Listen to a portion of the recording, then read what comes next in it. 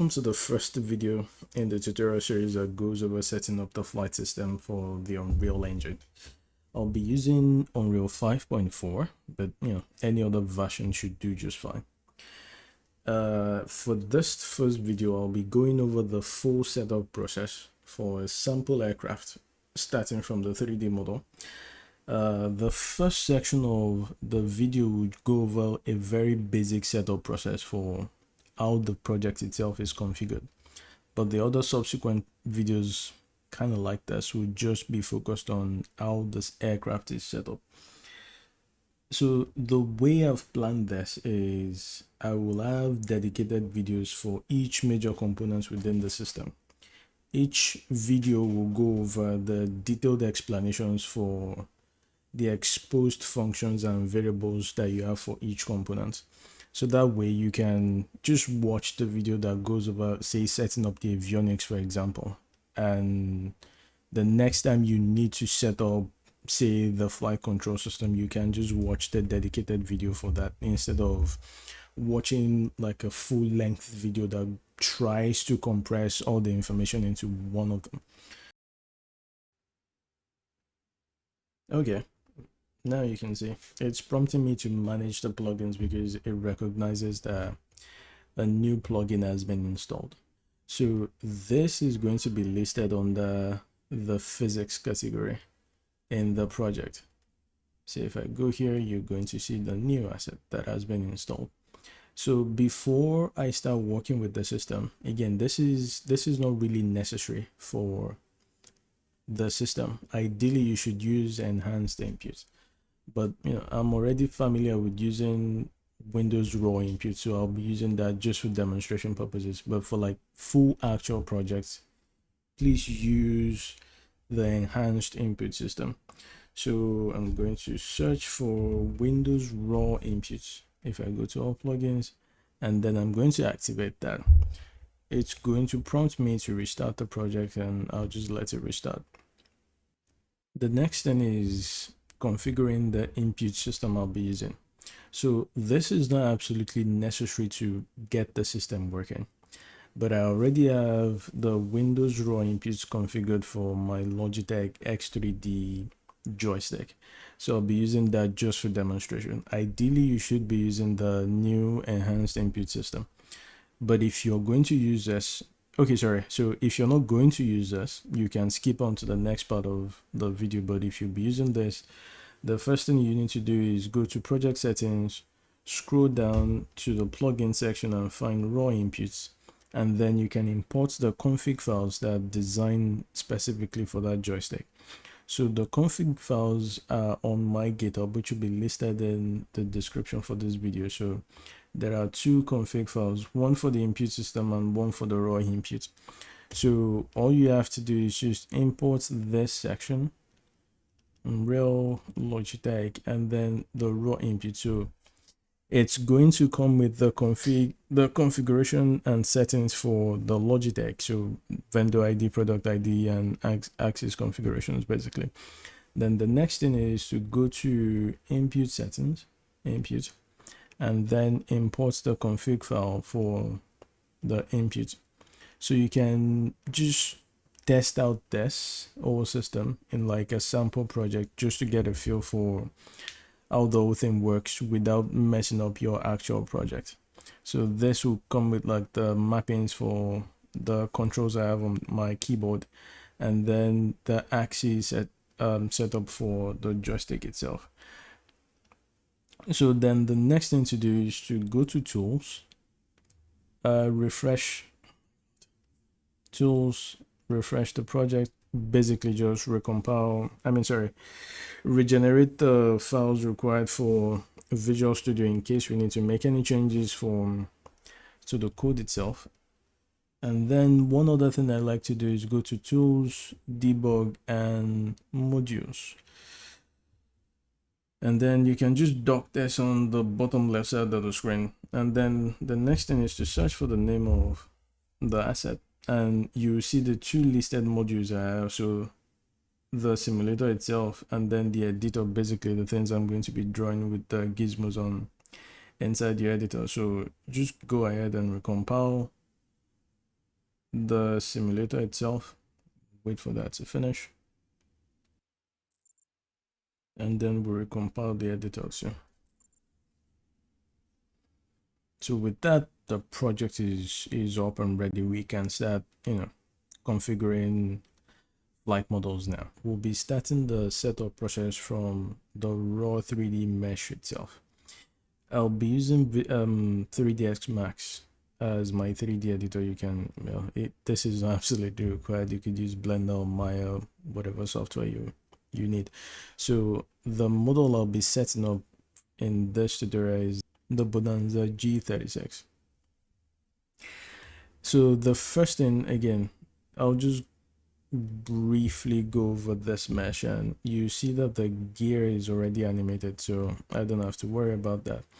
The one thing you have to make sure with the mesh though is that the pivots for the components on the aircraft that can rotate or move are set properly.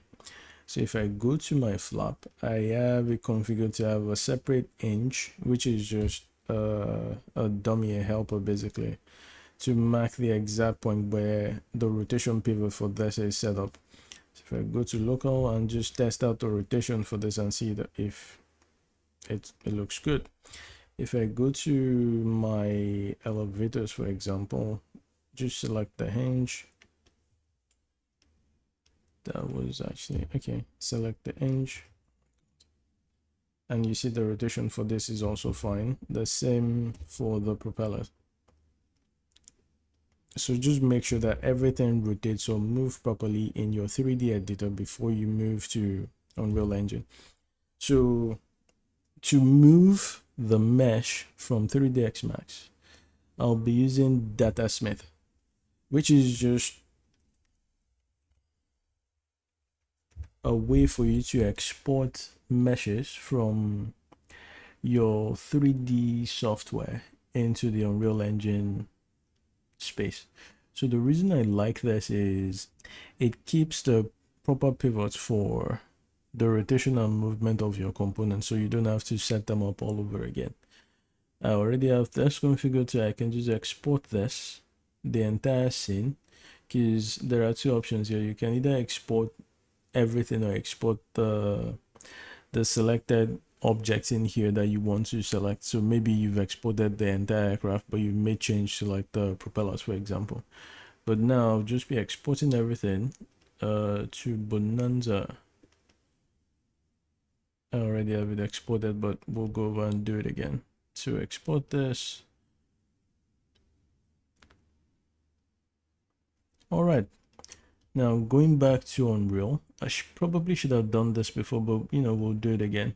So I go to plugins, all plugins, and then search for Datasmith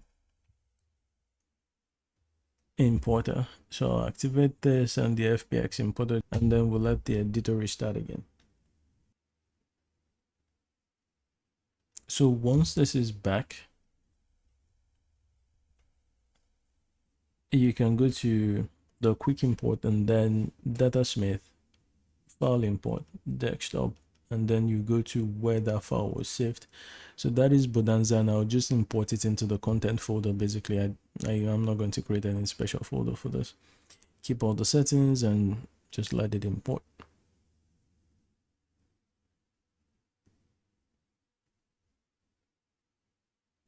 So now that the mesh is imported, I'm going to cut this and just set up the materials properly. Basically, what I've done is just gone back to set up the materials, import the textures, the actual textures for the mesh I'm using, and just set up the materials properly. That's all I've done. So everything else is, the project is still exactly the way it was before.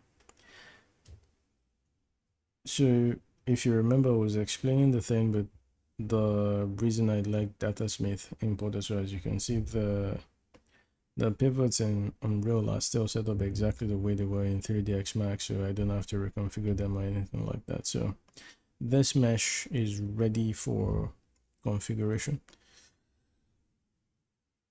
Okay, so the first thing we'll be starting with is adding the control system. basically the controller, the thing that sits on the parent aircraft itself, and like, you know, computes the functions on all the other components. So the thing I'll do is go to quick add and then all classes and search for Silantro. So just create a pawn and create the control system. This is representative of, say, your player object, for example. We'll call this if I go back to the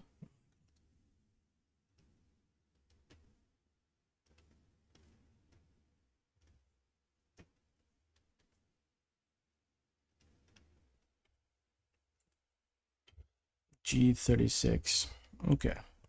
So then the next thing is to make sure that the mesh is positioned properly inside this. But before that, I want to turn off this camera preview, basically, because it's going to be distracting. So preview selected cameras, yeah, so turn that off. Okay, so next thing, position the mesh within the controller. So I'm going to drag this in and then zero out the position, basically. And if you notice, my mesh is 90 degrees to the forward direction that I actually need it to be. So I'm going to rotate it 90 degrees here, minus 90 degrees. So now the front of the aircraft is aligned with the x-axis of the engine itself. Go back to Bonanza, and then I want to position the control system, this object, roughly at the center of the mesh. It doesn't have to be there. This just makes it so much easier to configure the positions of the components. So like center of gravity, the fuel tanks, pilot positions, things like that. So it just, you know, it's easier to do if your mesh is centered, or the control system is centered roughly at the center of the 3D model you're working with.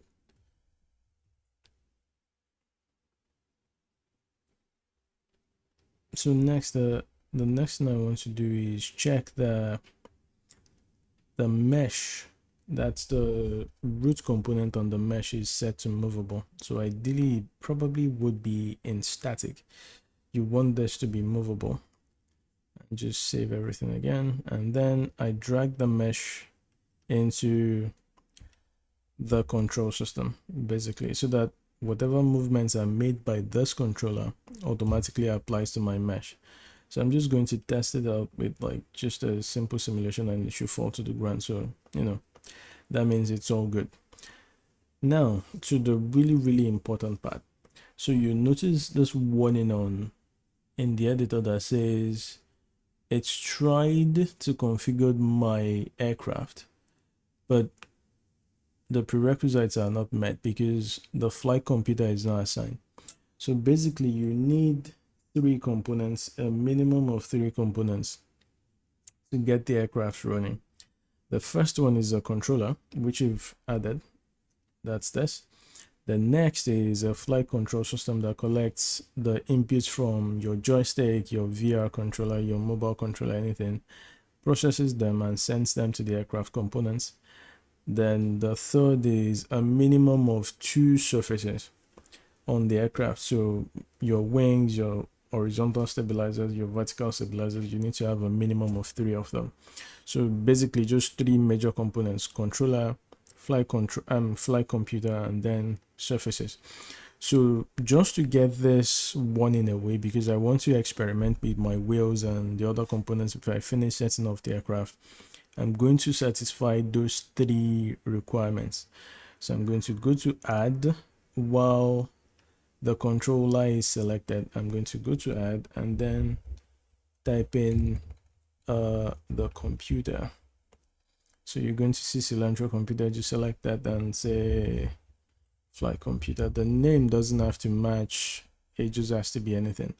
So we'll not be going into detail about, you know, all the variables and parameters that you have here that you can change. Just go to Flight Computer and change this to manual. What this is going to do is the raw controls from your joystick are going to go directly to the control surfaces without any kind of augmentation or anything like that. That is always a good starting point, and then you can increase the augmentation level as you go. The next thing we need to do is add a container for the surfaces. So this is going to be a scene component, which I'm going to call dynamics, and then just add two surfaces. So the aerofoils, if you're coming from Unity, for example, this used to be called aerofoil, but this is just an aerodynamic surface basically. So I'm going to rename this as wings, and then create another one for the horizontal stabilizer.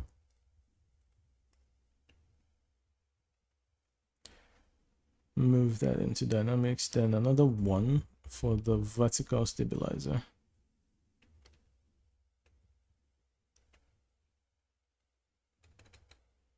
Stabilizer, and move that again into dynamics. So if you play the scene now, it's going to complain about the fact that you don't have any aerofoils set to your surfaces. So basically your surfaces can actually do anything.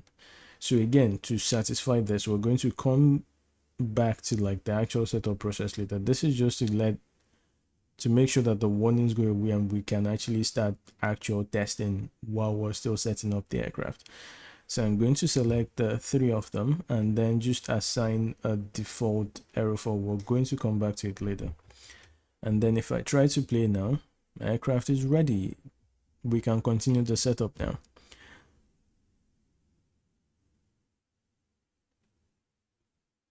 So the next thing is to make sure that, again, this is, imagine this as you setting up a character controller. So the controller object here, this is your player component basically. So it's the one that interacts with Unreal Engine and collects the input and things like that. To fast track this process, what we're going to do is just set this up as our default point and then ask it to collect all the inputs that we need and interact with Unreal. So I'm going to scroll over to auto possess player and set that to player 0. Basically, when the scene starts, this becomes player 0. And then I'm going to go to inputs and again set this to player 0 to receive inputs from player 0. So that way, this becomes the default point when the scene is loaded, and the inputs that are collected from my joystick are automatically sent to this object. Then there is also one thing I want to change, which is if you go to world partition, just disable is spatially loaded. This allows you to fly outside of the default terrain. It's not really required. This is just so that when we start flying, it won't automatically reload the scene and set us back to world 0000. So if I try to play this again, now my camera is active and I can actually go to cockpit camera again. I've not configured that, but my inputs are active. The first thing we want to set up is the avionics. The first parameter that needs to be changed is the empty center of gravity. So think of the aircraft as it is now. It's not loaded with any fuel. It doesn't have any passengers, no baggage, nothing. It's just a raw aircraft. So where is the center of gravity when the aircraft is like this? There are no passengers loaded. You don't have any baggage loaded, no fuel. So the empty center of gravity is going to be roughly close to the nose of the aircraft, somewhere around here. So to be able to set this properly, again, it's not really required. You can go to the editor tab and then just reduce the thickness of the gizmos. That way you can get like really fine guidelines for where to roughly position this. So I'm going to keep that somewhere around there. Reset this back to 2 so that everything is still fine. Yeah, so my empty center of gravity is still, it's roughly over there. The next thing, going back to the avionics, so the next thing here are the components. These are the things you can load onto the aircraft that can contribute to both the weight and the center of gravity. So things like passengers, baggage, fuel tanks. I'm going to assign a pilot. This is not required. I'm going to put in one pilot that weighs 76 kilograms on the left hand side, on the left seat in front. So if I move this forward and then a little bit on the lateral axis, and then just roughly position it where the pilot ideally will be seated. Yeah, so roughly there. And then if I go to this to check the properties of this aircraft, the empty weight is 1142, maximum weight is 1656. So let's say it's loaded with 300 kilograms of fuel. So I'm going to assign 2 fuel tanks, each one loaded with 150 kilograms of fuel. So set fuel, and then I move that roughly here to the left hand side, so to the inboard section of the left wing, roughly forwards, and then just drop it down a little bit. Yeah, somewhere around there. And then I can copy this and paste it on the next fuel tank and just invert the Y position, so that now I have one fuel tank on the left, one fuel tank on the right. The pilot is in front. If you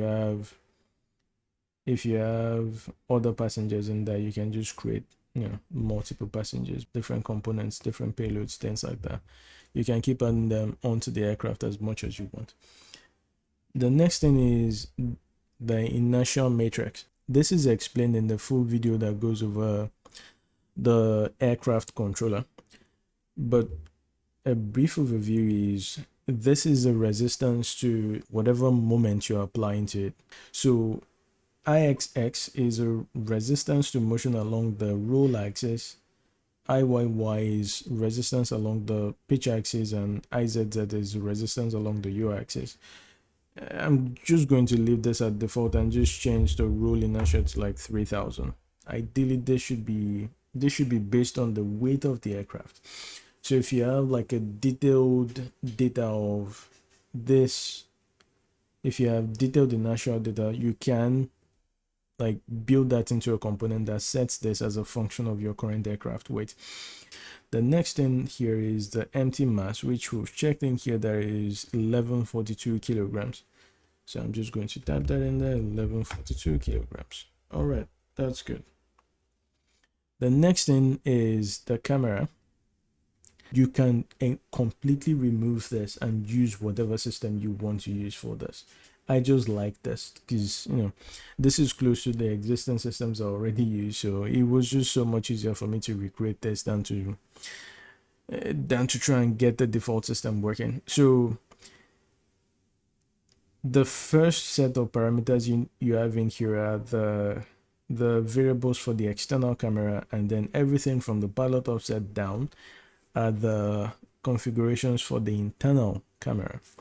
So you can have a camera that is looking from the cockpit position, from the seated position from the pilot, and then you have an external orbiting camera that just rotates around the mesh. So the first thing we have in here is, just state of the camera itself. You can change this with the C button on the keyboard. The next thing you have in there is the focus point. The camera is orbiting around the mesh and is looking at a fixed position, and this is position in the aircraft local axis. You want to set this roughly at the center of the mesh, so that way you don't have like a bias towards the nose or the tail of the aircraft. The next thing is the orbiting distance. That's again very straightforward. How far is this camera from this focus point when it's rotating around the aircraft? I'm going to set this at 18 meters. Then the orbiting height, so how far above this focus point should the camera be positioned along the vertical axis. I'm going to leave this at 2. And then orbiting speed is the speed that you can use the mouse to move the external camera around the aircraft. Then in terms of interior camera, the first thing you can change is the relative position of the head of your pilot within the aircraft. When you switch to internal camera, where should the camera be positioned? So that is this, and I've included like a straight line that shows you what direction the camera is going to be looking at. So you can see the camera is positioned here and will be looking in this forward direction. So we want to position this roughly where the head of the pilot would be if there was a pilot in this aircraft. So I'm going to move that along the lateral, push it up a little bit, and then somewhere slightly in front. Yeah, so roughly around there, maybe slightly upwards. Yes. So now that's where the camera will be positioned when we switch to cockpit view. Then the next thing is maximum view angle. So in interior view, you'll be able to use a mouse to rotate the camera along the X and Y axis. Then mouse sensitivity is how fast the mouse actually rotates in there. Zoom sensitivity, you can use a mouse scroll wheel to zoom in and out. And then the maximum FOV is when you zoom in, what is the maximum field of view, the zoom levels for the camera. So if I try to play this, because the wheels are not set up, obviously it doesn't look right, but the camera is active. If I switch to cockpit view, I'm in the cockpit and I can move this around as expected. So the next thing we want to set up are the wheels so that we don't have our aircraft going into the ground anymore. So I'm going to select the controller, add another scene view as a container for the wheels. This is not required. I just like doing it like this so that I have like, properly arranged components where everything is just the way you'd expect it to be. So if I add this and then I see the wheels. All right. So Unreal has a default wheel system with the Chaos vehicles, I think, but I didn't want to use that because I wanted this to be a standalone system that doesn't require any external plugins to work. So this is just a very simple basic wheel system. It doesn't have like advanced friction components or anything like that. It's just baseline coefficients. But again, as you can see, it's just a regular C++ script that you can extend to include, more advanced, more detailed ground interactions as much as your heart desires. But this is just enough to get you started. So I'm going to configure the left wheel first, and then we'll duplicate it to the right hand side. So all those components are explained properly in the video that goes over the wheel system. So I'm just going to set up the parameters for this wheel and go to the next section. So I'll leave the weight at 50 kilograms. So my radius of the rear wheels is 2394. And then I want to position that roughly where my left wheel is.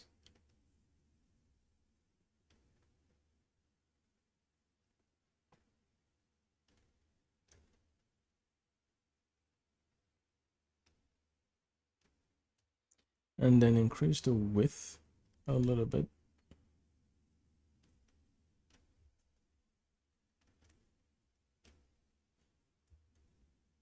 And then set the suspension length, which is 0.1571. Again, there is a video that explains what each of these components mean and how they affect the aircraft.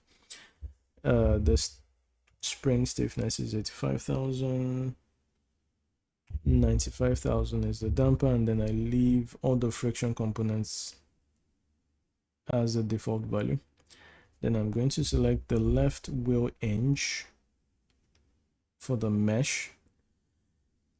The anchor is useful when you have animations, but I'm not using animations because again, this is just a baseline setup, so we're not doing anything complicated in here. So my rotation axis is along the Z, and I'll leave it as clockwise rotation. So I'm going to duplicate this and move it to the right wheel. So if I go to general, I can just invert the Y to move it to the right. It's a little bit offset because I don't think the mesh is exact. So just reposition that and all the properties are still exactly the same. Because again, they should be symmetric. The next thing is to create a new wheel for the front one. Wheel. Front wheel.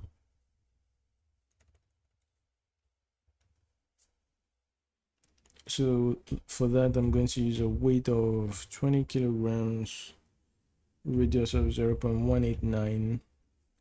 And where is it? It's here. So I'm going to move it close to the nose.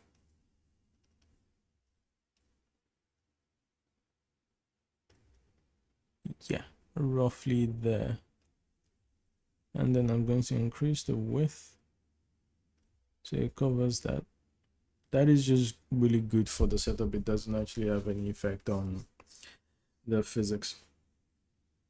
The suspension length 1571, and then same stiffness, just a little less dampening. And for this one, I'll also leave the friction coefficients exactly as the default value. I'll select the wheel hinge, change the rotation axis to Z, and we'll leave it as clockwise. I'm just going to do a really brief check on that, and that looks good. So if we test this again, now our wheel is active. But there is a problem. All right, because I duplicated it, so I'm still using the left wheel here. So if I go to the mesh for the right wheel, I'm going to select right wheel hinge, yes, Z clockwise, and then we have front wheel. So all of the three wheels should be configured now. Yeah, so that looks good. If I try to move this just to test that everything works properly, if I move that, yeah, it looks good. Yes, suspension works all right, everything looks good. All right, so the next thing is the drag system. This is not a necessity. This is just a way for you to model. So if you think about it, we have dedicated components for the wheels. We're going to have dedicated components for the wings, the stabilizers. But the only thing we're going to have a component for the propellers. The only thing we don't have anything for is the fuselage itself. So if you go back to the controller and you go to the drag section, wetted surfaces. So basically this is where you can configure those kinds of surfaces. So if you have things like the fuselage, the like drop tanks, pylons, any other body on the aircraft that generates some kind of drag.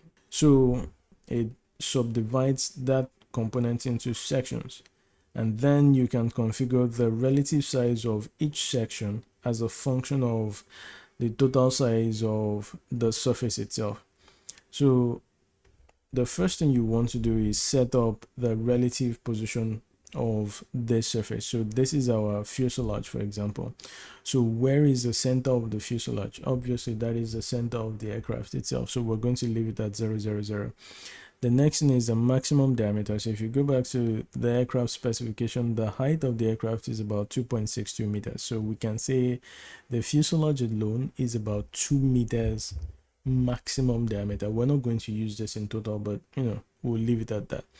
The next is resolution, which specifies, so if I zoom into this, it's how many segments do I have around the ellipse. It looks like a circle now because I have equal percentages along the diameter and the height, but ideally this should be an elliptical shape. So how many sections you have along that ellipse is the resolution. So obviously an increased resolution amount will allow you to match of the fuselage, but obviously that is going to come at a performance cost. Then the next thing is how many sections do you want to use. This shouldn't be that computationally intensive to the point where you have to worry too much about how many panels, how many sections you're using for this, but I'm going to leave this at 10. So I'm going to set up 3 samples and then I'm going to speed through the remaining sections. So I'm going to move this closer to the nose of the aircraft. If I zoom in into that, I want it to be somewhere here. And then the next thing I can do is, what is the percentage of this section, the diameter of this section, as a function of the maximum diameter that is set here. So currently it's set at like 10%. So as I increase that, you can see that the diameter of that section is increasing. And you can see the effect of the resolution I was talking about earlier. So if I increase this, can I increase this? So 20. So now you can see that I get better resolution. If I set that to 30, I get even better resolution. But again, it's not really required. 10 should be enough.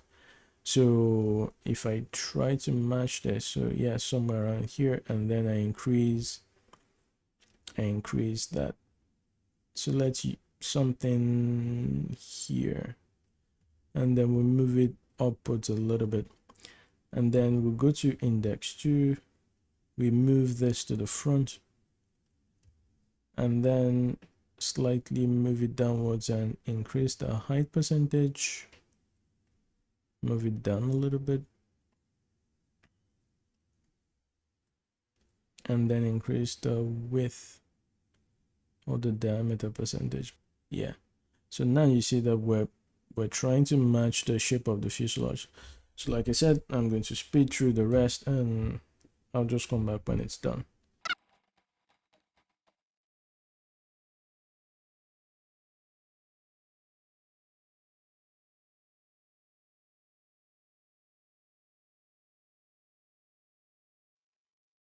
Okay, so as you can see, I've tried to match the shape. I've not done a really good job at it, but you know, this should be good enough for this demonstration purpose. So I've used 7 sections in total. It's telling me that the total surface area that's estimated is about 22.7 meters squared. The total length is about 7.6 meters, and the maximum section diameter is 0.94. So yeah, roughly about 50% of what we set as a maximum diameter here. If we test again, everything still works exactly the way we expect it to. All right, so we'll move to the next section. Before we go to the next section though, there is one other thing I need to do. If I go to physics, so Unreal uses a semi-fixed system, but we want our time step to be relatively fixed. So we're going to enable substepping in the physics system. That is going to help us closely match a fixed time step based simulation system. It's under project settings, scroll down to physics, frame rate, and then enable substepping, and maximum time step you can set that to like 60 fps or something like that. Unreal uses 90 fps, but 60 fps is just fine. So enable that just to check that the wheels are relatively okay. There's a little bit of bounce, but once we put in everything else, it should go away. All right, so just to check again, everything is fine, we're all good. And then we'll move to the next section, which is the power system. So for this, I've tried to make this a compact system. So before, you used to have to configure the engine, the fuel tanks, the fuel distribution system, and then the propellers if they're attached, and it's just it was a whole big thing. So now it's all been streamlined into a modular system that you can just select components. So if I select my controller, go to add, and then I search for power. So you see Silantro power, and then let's just call this power plant, because it's more than just the engine. This is the entire propulsion system. So if you scroll down, I mean, if you go to the power segments, now you see you have a section where you can select the engine data, propeller data, thrust mode, and things like that. Then nozzle parameters, engines, and things like that. Instead of setting up the engines, you can just select from a list of engines that you've configured before. So this way you can swap around engines on the same airframe without having to reconfigure each engine or like create prefabs. The same thing for propellers. The same aircraft, you can use multiple different kinds of propellers for them. So for this, I'll be selecting the, which one do I use? Let's use the PT6. In real life, you will not use this engine on this airframe, but you know, we can do that here. And then I'll use the 3B12G, because that is about the size. If I remember correctly, the diameter of that propeller closely matches this one. So then the next thing I need to do is move the inlet point and the force point offset. Relative to the center of the aircraft, where is the engine inlet located? It's close to the front here, somewhere around here. And then we'll move it down a little bit. Then the next thing is, okay, now where is the force that is generated by this power plant, which is the propeller is the force generator in this configuration. So where is the propeller located? Roughly in the front. So close to, we'll try to match the relative propeller position. If I just shift that up a little bit, this is a description of how this power plant functions. So does it pull the airframe along or does it push the airframe forwards? So given that this is a propeller, you can say that the propeller is pulling the airframe along with it. But if this were a jet engine, you need to set this to push, to say the engine is pushing the aircraft forward. So this just determines what direction the force is applied. And so we're going to leave this as pull, and we'll go to the next section, which is the hinges. Here is where you configure the rotating component for the engine fan. Given the fact that this is a propeller based power plant, the fan is going to be the propeller in this case. If this was a jet engine, this would be engine intake fan. So if I select the propeller, the propeller hinge, and if I remember correctly, that rotates along the z-axis and it's clockwise. But again, we can check that. We'll check it. And then the animator, we don't have any animators we don't even have a nozzle to animate in this case. So if you're done with this and you want to experiment with a different engine, you can just select from the different engine. Now this is using a piston engine, which is the Continental that actually powers this aircraft. If I want to use a turbo, the turboprop engine I was using before, I can just swap. You can even, you can go to the extreme and configure a turbojet or a turbofan engine on this. Ideally you shouldn't, but you can. You absolutely can. So with it configured, we're just going to do a very simple test. Check that the input works properly. Yes, it does. We don't have moving surfaces yet, so that will be fine. If I start the engine and then release the brakes, yes, it works. And then if I switch to cockpit view,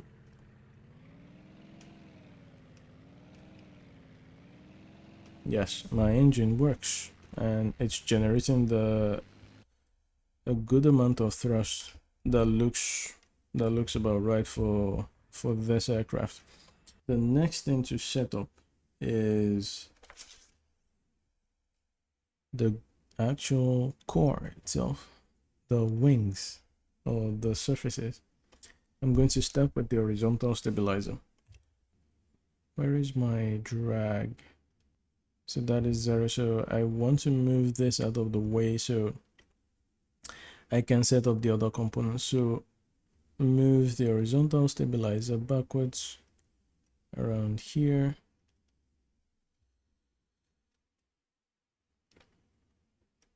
And then what you have to remember here with this is everything else you configure directly within the surface parameters, but for the chord, especially the root chord, and the span, the semi-span, you configure that as a scale of the transform.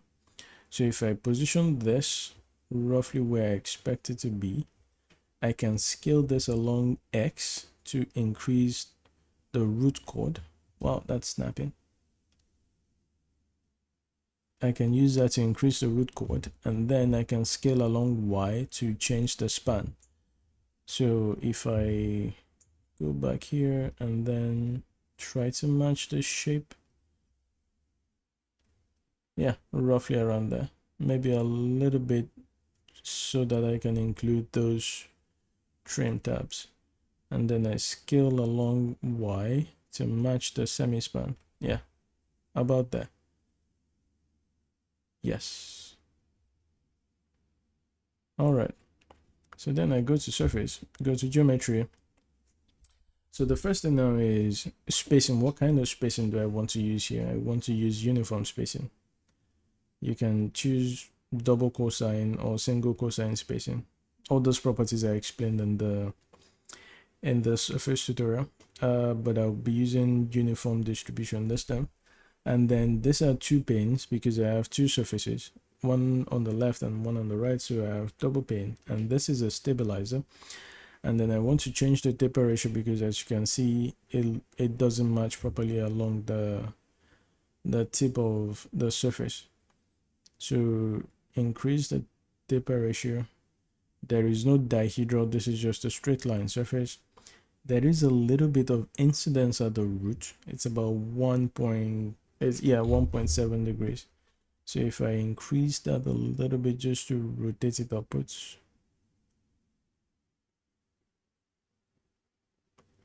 one point 1.7 degrees.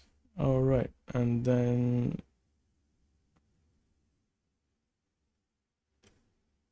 there is no twist.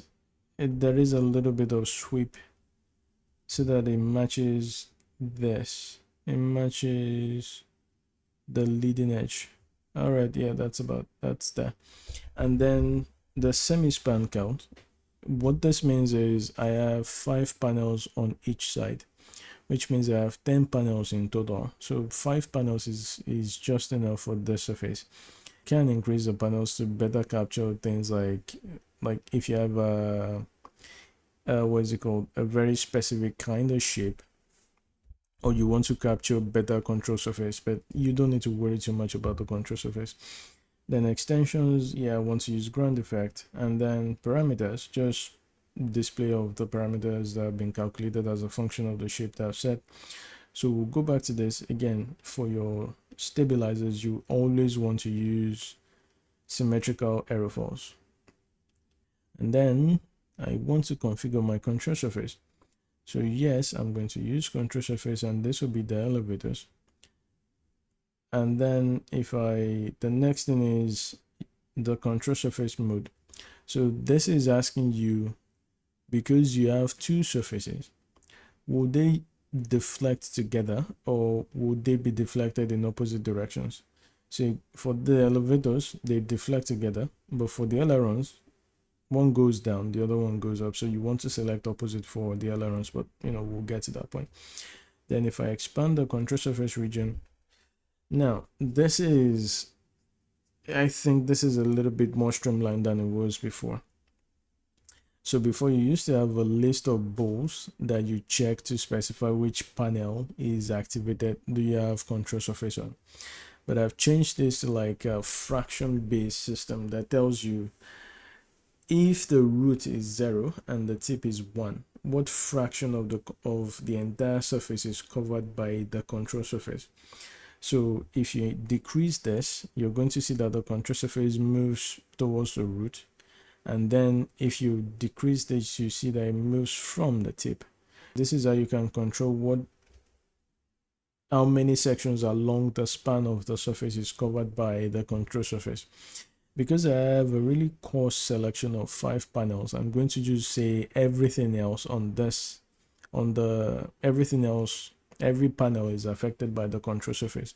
Ideally, I want to use more panels and then set this to like 86% so that I can cover the actual range of the span that is covered by the control surface, but I'll leave that as 100%.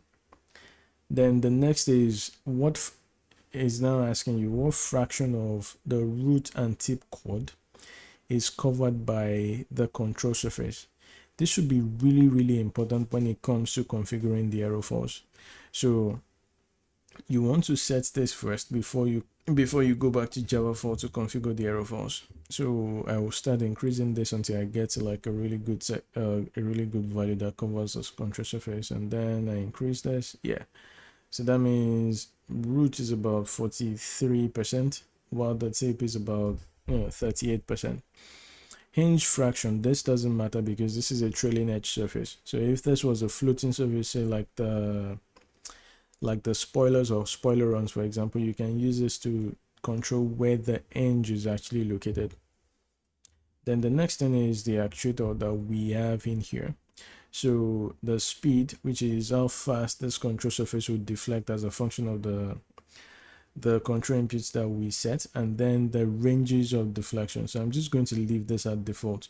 You can always leave the default values, get everything working, test it out, fly it around, and see if see what parameters you need to adjust, or if you have the actual deflections from say the manufacturer data or something like that, you can just configure them directly. Then the next thing are the hinges. So thankfully for me, the elevators use only one hinge, so both elevators deflect in unison, so I can just configure this on one single hinge there. So if I select this and scroll down, I can just configure this as the right hinge and say my elevator hinge is the right hinge, and it rotates around, honestly I don't remember, but let's try the z-axis first and clockwise. We'll see if that works. And then if I play, I'm pulling the stick back and the elevator is deflecting downwards, which means I need to invert that position. That is just for visual purposes, just for display. The actual surface is directly matched to the control inputs that you're setting, so it's not like you need to change this to make the elevators actually deflect in the opposite direction. This is just for visual purposes to make sure that the mesh rotation matches what the actual elevator is doing. So the next thing is the vertical stabilizer. So if I zoom in on that and select that, I can move that backwards here and then just position it slightly above the horizontal stabilizer. So if we go to the surface, we'll still use uniform distribution, but now it's going to be a single pane because we only have one surface and it's a stabilizer. And then the next thing is it's rotated 90 degrees, so our dihedral will be 90 degrees because the vertical stabilizer, you can think of it as being just a normal stabilizer that is rotated upwards 90 degrees. So I'm going to scale it up to try and let the root chord match this, and then increase the height. But if you remember, the semi-span is a function of the Y rotation. So this might be tricky at first where you think, because I've rotated 90 degrees, I can just scale along Z. No, you need to come back to the Y axis and use that to scale the span of the stabilizer. Because I don't actually use the rotations for the components in Unreal, even if you change the rotation, it doesn't actually have any effect on the surface itself. So if I go back to the surface 90 degrees, and then I need to change the sweep before I change the taper ratio. So this looks like it's not enough. If I push that a little bit, yeah, that's about right. So if I reduce the taper ratio, the tip chord a little bit, yeah, honestly, that looks good. I'm still going to use 5 panels in here. Symmetrical aerofoils like before, yes. And then I want to activate the control surface. So active we have rudder here. This has no effect in this situation because I only have one panel. Same as before, I use this to control what section or how many segments of my control surface are affected by the control surface. I set the root fraction and the tip fraction to match the shape of the control surface, and again I'm going to leave the actuator speed, but I'm going to set the deflection to be 23 degrees. So you want to have symmetrical deflection ranges on the rudder because left and right pedal should give you the same deflection. You shouldn't have one more than the other. So if I select the hinge here, and then we'll try this out, maybe Y first, and see if that works. See if I left rudder, that doesn't look good. If I go back to this Z,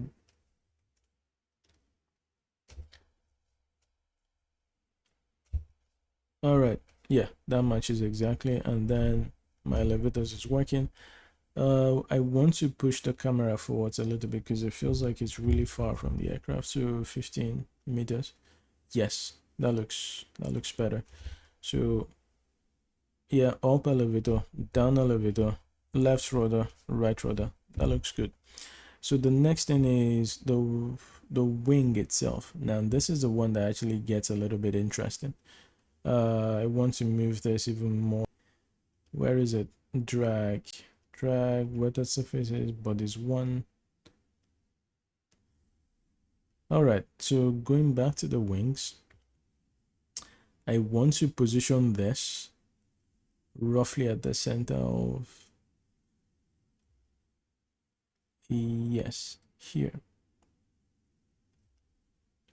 And then I increase the root chord to match that.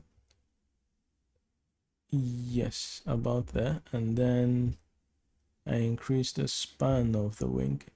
So as you notice here, there are two, well, you won't see it now. Maybe okay, we'll talk about it later. So the span looks like it matches, but that might be too much because this is a wing with dihedral. So when we shift it upwards, it might not match anymore. So if I go back to the wings, and then the first thing I want to do is change the root incidence, because there is a default incidence at the root that I need to set. So for this aircraft, it's about 6 degrees. So let me set it to 5.9. Yeah. And then the dihedral is about 7 degrees, or about 6.7. Yeah. So I can shift this around. Basically, this is dihedral and hedral to try and match the shape of the wing closely. That doesn't look right.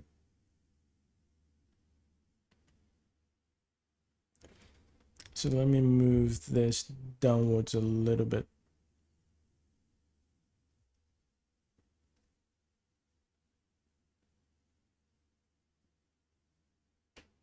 Yeah, roughly around there, and then I reduce the dihedral. Oh, unreal. So 6.5, maybe 6.3. All right, yeah, that's good. And then I need to reduce the span because now my wings are too long.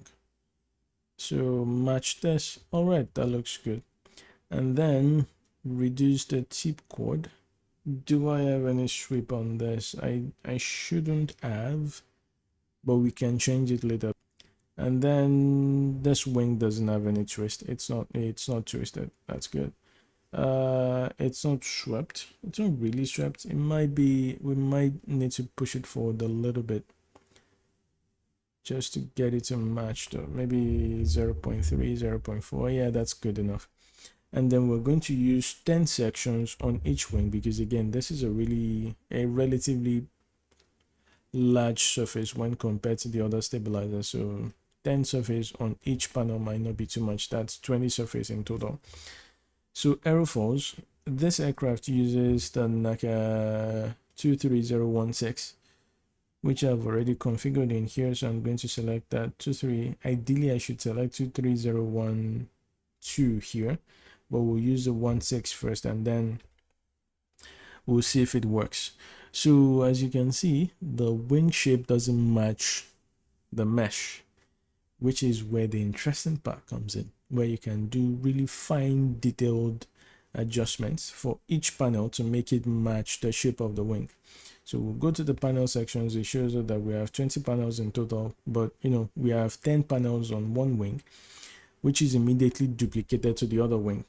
So if you expand this, these are corrections that you can make for each one of these yellow panels. You can readjust the incidence angle, the dihedral, the sweep, and the chord fraction, like increasing or decreasing the chord fraction for each panel. I can change the rotation, the incidence angle, the dihedral, the sweep, but not for the entire wing, just for one panel. And that affects the panels in front of it, but not behind it. So basically, you can think of the rotations and the positions for the parent are copied over to the children, but it doesn't go back in the opposite direction. So this way you can, like if you have a wing that has a gull shape, for example, you can have like, very special designs for, not special designs, but you can better match the shape of the mesh using this kinds of system. So I've already set up this wing before, so I'll just be going through the changes I needed to make it match.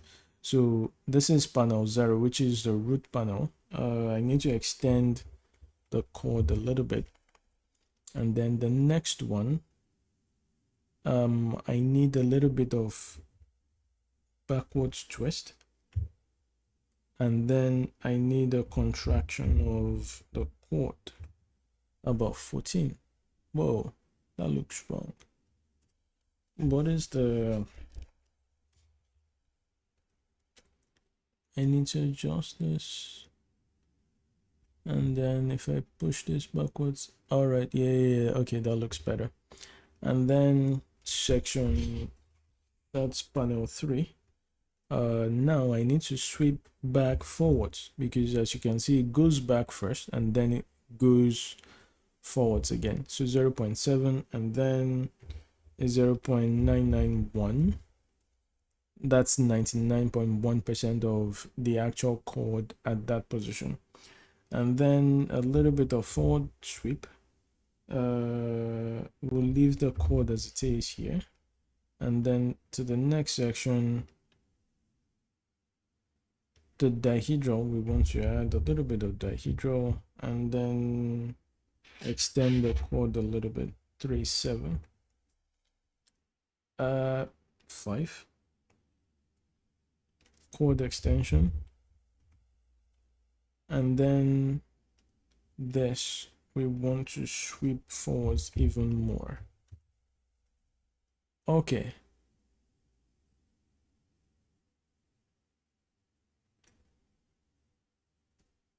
See, if I go back to my surface, it feels like this is not enough. Yes. All right. Okay. So that looks better. So this is what I was explaining before, and the fact that each surface, you can see that there are two surfaces, the white one and the yellow one. So the white one is the guide, which is the default surface that is created, and the yellow one is the actual surface that you can adjust. So you can see that the guide is just roughly matching the shape of the wing, but the yellow, now with the panel adjustments that I've made, that better matches the shape of the wing itself, with like this intricate detail around this root and all of that. And you don't need multiple surfaces. So again, look at that.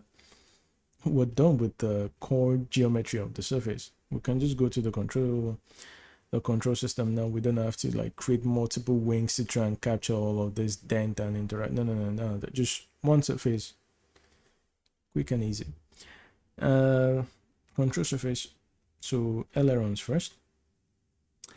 This is the thing I was explaining before. So now, because we have ailerons that deflect in opposite directions, in the control surface mode, we're going to select opposite. And then we'll try to use the extent to match this. It's not going to match exactly, but we'll try and do our best. So roughly around there, and then change the chord fraction to try and match this. The hinge fraction doesn't have an effect here, so we'll leave that as this. The actuator speed and deflection, I probably will leave that. We'll come back to it later if the aircraft feels weird. So now we have two separate surfaces. So I select left aileron hinge, and that rotates along the z-axis, if I remember. And right aileron hinge, also z-axis. So let's check that if the rotation looks right. So this is left control. Left control. So my right aileron is correct, but my left aileron should go up. So I want to select counterclockwise on the left aileron. So if I go back, activate my controls. All right, yeah, that looks good. So the next thing is the flaps. So just after the control surface, you can see the flap surface. So this is the effect of selecting the surface function. So because I've selected the wing here, I have access to other types of control surfaces. So if I go back to the stabilizer, you see because I've selected the stabilizer, I don't have access to like the flaps or, you know, spoilers or slats or anything like that, because again, you don't have those surfaces on stabilizers. You only have them on the wings.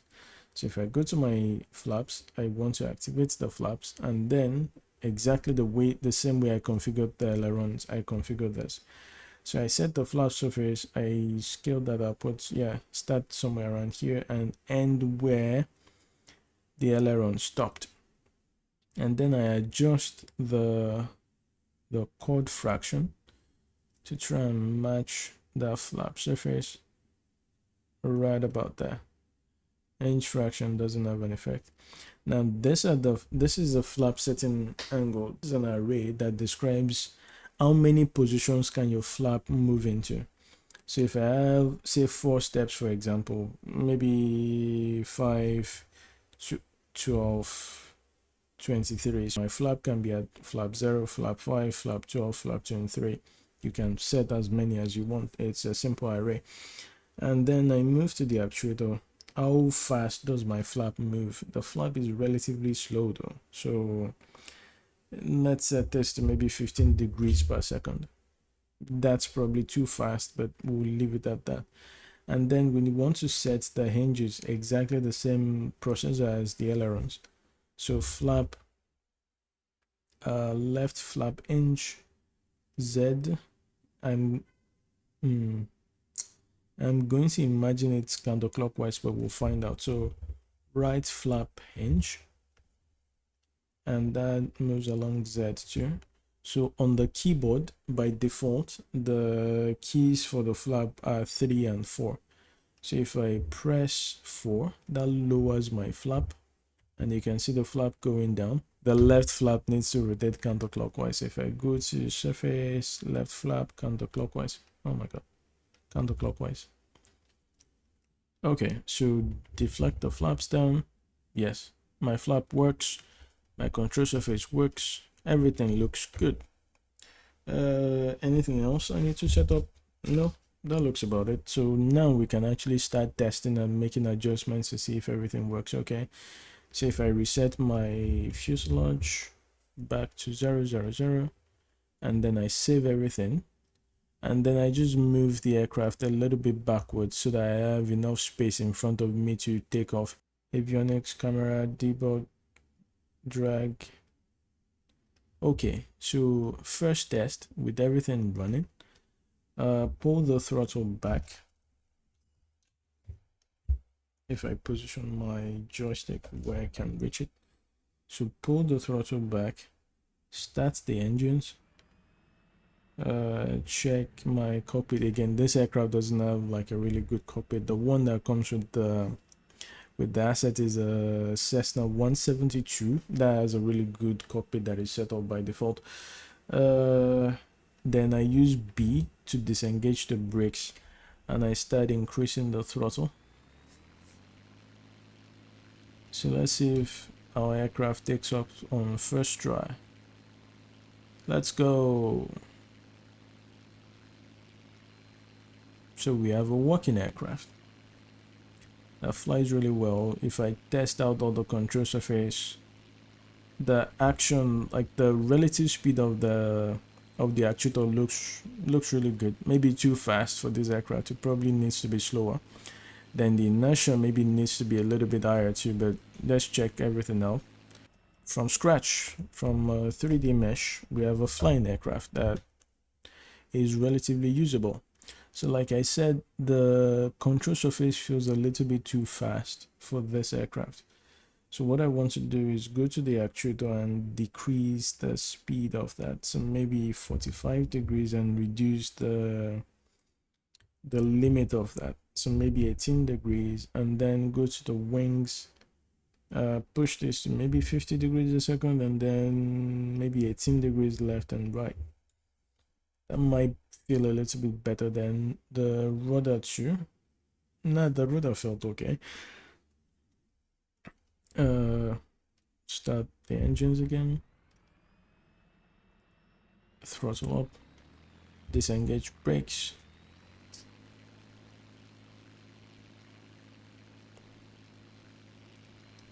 Oh yeah, that feels better. That feels so much better.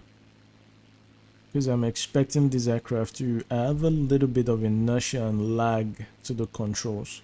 But again, this is using manual controls, so there is no augmentation on any of this. This is just the raw airframe and the way it flies and everything. We've been able to configure the aircraft from the 3D mesh, and you can then start flying and see if it feels weird or it feels good, and making individual adjustments using the explanations that you get from like the tutorials explaining each component and the way they work and things like that. All right.